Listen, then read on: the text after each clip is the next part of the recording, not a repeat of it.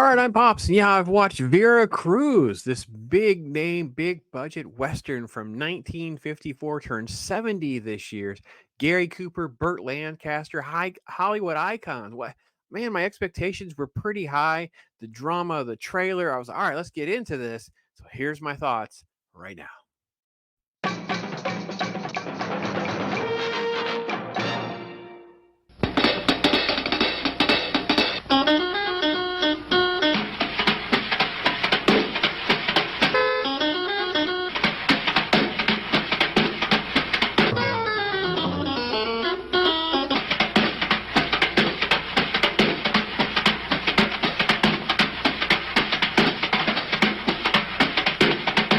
All right, Vera Cruz. Let's go back 70 years to this amazing blockbuster that has captivated audiences and kind of made a bigger name for Burt Lancaster. I had not seen this movie. I thought I had. I got it mixed up with a couple other films.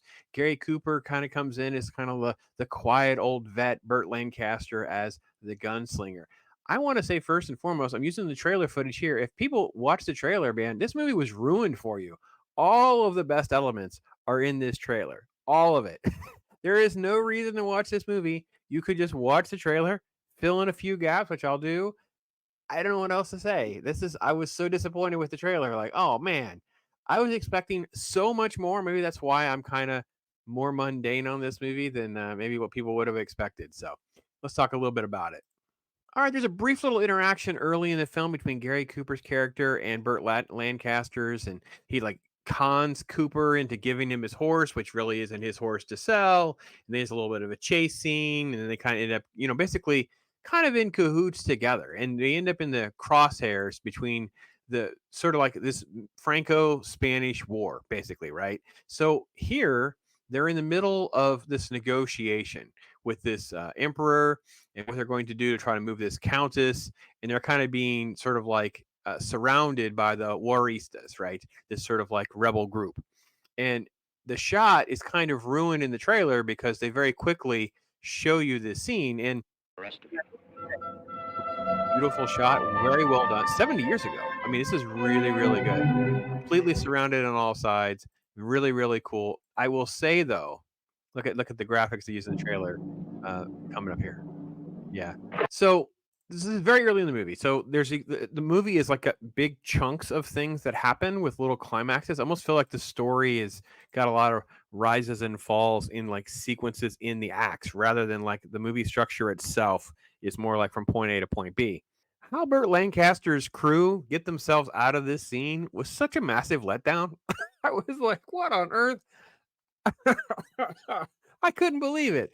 Oh, couple of the guys like get those kids out of here, and then they have them. They're holding them hostage, and holding like 8 kids hostage is going to get them safely away from what hundreds of Juaristas. Like I was like, hey, the emperor's there. Like, no offense to the kids, I get it, but it seems like literally the Juaristas have the high ground, and they could take out Cesar Romero's character, all of these soldiers and these guns for hire, all in one move.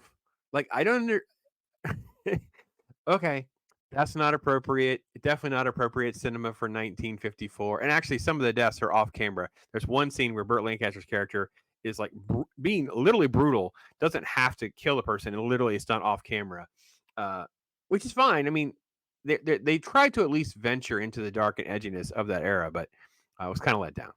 There's another big sequence. This is that sequence. This is actually the tail end of the sequence. They're running across the prairie and racing around. Here you have the two of them kind of being showcased alongside one another, with Gary Cooper on one side and then Burt Lancaster at the other. So the biggest problem that I have with this is I don't feel like they have great chemistry together, and I feel like I'm missing something about Gary Cooper. I just haven't seen enough of his movies, or I've missed the wrong ones, because I thought his performance in this movie is so cardboard and stale and generic. I was shocked. I wish there are lines that are like he's never seen the script before and he just read it. It's so bad. I don't know. I don't get it. I will say these action sequences again, it's like seeing them fight side by side. Their Gatling gun and the drama. This is the fight early on, and I think all of this works pretty well. Uh, as far as like action and the story and moving things along, but the greatest spectacle, oh, please, you guys oversold every single moment is in this trailer. This was a literal bait. This is a Sony picture. This is the crap that Sony pulls now, where they'll show you a trailer and every joke and every great moment is in the trailer, and you do not need to go see this movie. This was a total stunt to get people to go see this, in the box office numbers through the roof, because everything is in this movie is in this trailer. I I was so shocked. But again, the sequence isn't totally ruined. Let me go back to it. This isn't totally ruined because there's a lead up to it. So, and it is all cut out of order, so it doesn't totally ruin that element. Then they talk about the hot girls. There's a couple of those. This is very late in the movie, with the French lady getting a kiss from Burt Lancaster, and then of course Cesar Romero's character. There's more stuff here with another hot lady that turns Gary Cooper's character's eye. But even then, the Gary Cooper's character, this little girl, she just shows back up later, and they play it up as like, what is she in it for, and that kind of thing. But even at the end, when we're supposed to believe her fate and going off with Gary Cooper's Ben Trane, it just felt, it didn't feel right. I don't believe it. First off, she looks like she's 20. No offense, Ben. He's like in his 50s at this point, I think, in his life. I don't know. Uh, yeah. So let's do another piece here. Anyway, so the longest story of it, they're moving the Empress around, and there's this gold that's on the stage. They're going to try to steal it, and it's about who's going to rob who. And there's all of this stuff. This is the gold that's on the stagecoach. There's like 6 boxes. Like there's like $3 million basically, which I can't even imagine the idea of moving that much money around and not having like hundreds and if not thousands of soldiers protecting it. It's silly. So all that works well, but again, all of this was spoiled in the trailer. There's great interactions and great moments, I think, between characters. I do like the fact that this movie feels a lot more grittier and dirtier than many of the John Wayne movies. I think that Gary Cooper and Burt Lancaster do well together to not overshadowing one another. I'm always disappointed when I see a John Wayne movie with another big name actor, because they don't usually get to shine. They might get a scene or two, but they're usually not the most memorable element of a John Wayne movie, because he casts such a big shadow on purpose. And in fact, I read that Gary Cooper had this script done so he could be more heroic, more white hat, and taking away any of the ambiguity from his character. It makes his character look like just this cliched white hat character, and it really is not nearly as interesting as it could or should have been.